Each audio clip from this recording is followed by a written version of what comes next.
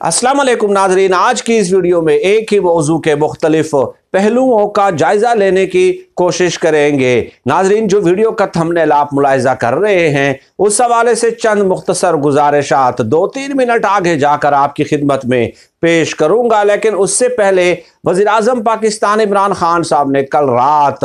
जो कौम से खिताब किया है उसके चंद नुकात आपकी खिदमत में पेश करना ज़रूरी समझता हूँ। वैसे तो नाजरीन आपने इमरान खान साहब का खिताब यकीनन सुन लिया होगा, लेकिन इमरान खान साहब के खिताब में 2-3 इंतहाई अहम मरकज़ी नुकात हैं जो उन्होंने अपनी तकरीर में तकरीबन तमाम तबकात और तमाम हलकों को कन्वे कर दिए हैं। चुनाचे इमरान खान साहब ने सुप्रीम कोर्ट का फैसला तस्लीम करते हुए ये कहा है कि सुप्रीम कोर्ट ने अपने फैसले में कई पहलुओं को मद्देनजर नहीं रखा है। चुनाचे सुप्रीम कोर्ट का फैसला तो तस्लीम किया है, लेकिन उस पे अफसोस का भी इजहार किया है कि किस तरह सिंध हाउस में खुल्लम खुल्ला हमारे अराकीन को खरीदने की कोशिश की गई, बल्कि खरीदा गया और दिन दहाड़े ये मनाजिर पूरी पाकिस्तानी कौम ने देखे हैं। और इसके अलावा इमरान खान साहब ने कहा कि सुप्रीम कोर्ट को चाहिए था कि ये जो लेटर था, ये जो धमकी आमेज मरासला था, उस हवाले से हमसे तफसीलात तलब करते और उस मरासले के कंटेंट पे भी खुसूसी तवज्जो दी जाती। लेकिन इमरान खान साहब ने कहा कि सुप्रीम कोर्ट ने अपने फैसले में कई हकाइक को जो है वो मद्देनजर या पेश नज़र नहीं रखा है, जिसका उन्हें बजाते खुद अफसोस है। अब नाज़रीन, मैं इतना ज़रूर बता दूं कि 1-2 वीडियोस में मैं पहले भी कह चुका हूं कि इमरान खान साहब की जो लीगल टीम थी, कानूनी टीम, मुझे लगता है कि उन्होंने भी दुरुस्त तरीके से इमरान खान साहब को ब्रीफ नहीं किया है। चुनांचे आर्टिकल 69 के हवाले से सुप्रीम कोर्ट में बहस होती रही, इमरान खान साहब की लीगल टीम बहस करती रही और उन्होंने पूरी जो तवज्जो है वो सिर्फ आर्टिकल 69 की तरफ मरकूज रखी और जो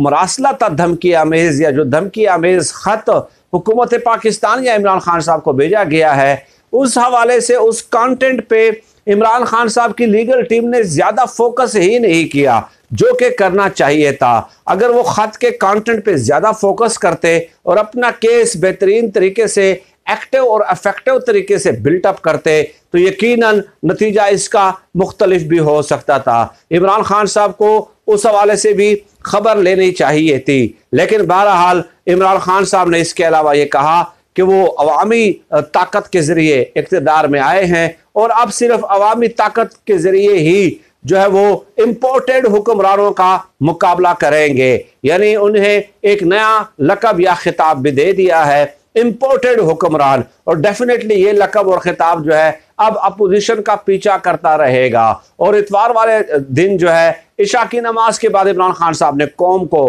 पुरअमन तरीके से एहतजाज करने और निकलने की अपील भी की है। अब देखते हैं कि इमरान खान साहब की इस अपील पे कौम किस कदर लब्बैक कहती है। और एक बात इमरान खान साहब ने वाज़ेह तौर पे कर दी कि अगर कौमी असम्बली में बिलफर्ज हुकूमत बदल भी जाती है तो उसके बावजूद भी वो इम्पोर्टेड हुक्मरानों को तस्लीम नहीं करेंगे। गोया इमरान खान साहब ने वाज़ेह तौर पे तबले जंग बजा दिया है और ये कि नतीजा चाहे कुछ भी हो जाए, लेकिन इमरान खान साहब ने शिकस्त तस्लीम नहीं करनी। और बहादुरी का तकाजा ये है कि अपोजिशन अब इमरान खान साहब के चैलेंज को कबूल करे और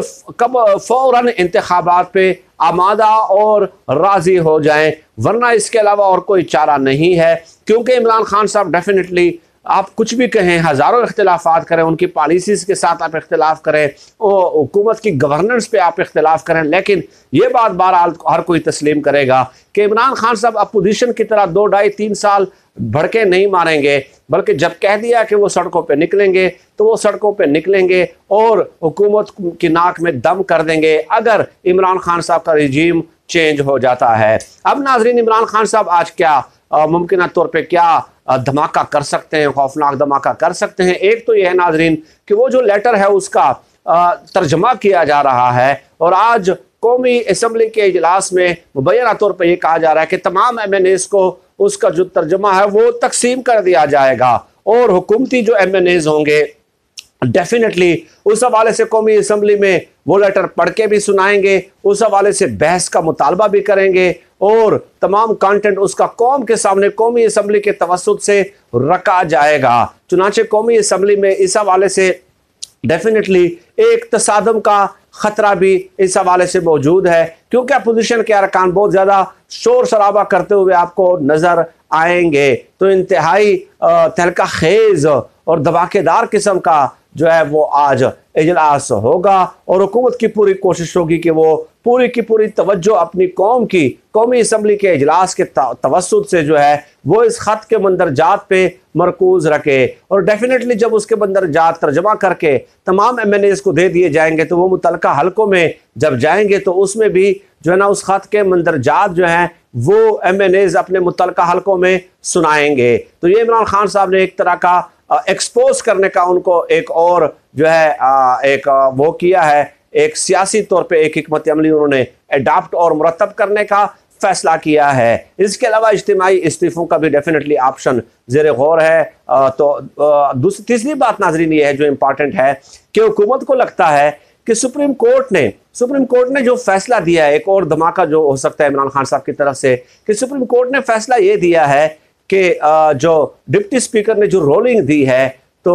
उस हवाले से सुप्रीम कोर्ट का फैसले से तासुर ये मिलता है कि शायद हुकूमत ने पूरा एक प्रोसीजर जो होता है तहरीक अदम एतमाद की वोटिंग में जो अडाप्ट किया जाता है वो शायद पूरा अडाप्ट नहीं किया। गो कि इमरान खान साहब ने अपनी तकरीर में ये भी कहा कि डिप्टी स्पीकर की रोलिंग के ऊपर जो दलाइल थे और जिन वजूहात के बुनियाद पे डिप्टी स्पीकर ने रोलिंग दी तो सुप्रीम कोर्ट ने उन वजूहात को नहीं देखा। इमरान खान साहब ने अपने खिताब में यही कहा, लेकिन बहरहाल जो कानूनी माहिरीन ने इमरान खान साहब को मशवरा दिया वो ये कि देखें सुप्रीम कोर्ट ने प्रोसीजर अडाप्ट करने का कहा है, सुप्रीम कोर्ट स्पीकर के इख्तियारात को सल्ब नहीं कर सकता। चुनाचे इस बार फिर स्पीकर अपने इख्तियारात इस्तेमाल करेंगे, उनकी तहरीक अदम एतमाद को एक बार फिर मुस्तरद करेंगे। ये है सबसे बड़ा धमाका जो इमरान खान साहब करने जा रहे हैं। लेकिन उसके बाद उसका तरीक़ाकार मुख्तलिफ होगा, यानी कि पॉइंट ऑफ आर्डर 2-3 दिन जो है उनकी बहस कराई जाएगी, तकारीर करने दी जाएंगी, तो वो तमाम मुरवजा प्रोसीजर्स जो है वो अडाप्ट करने दिए जाएंगे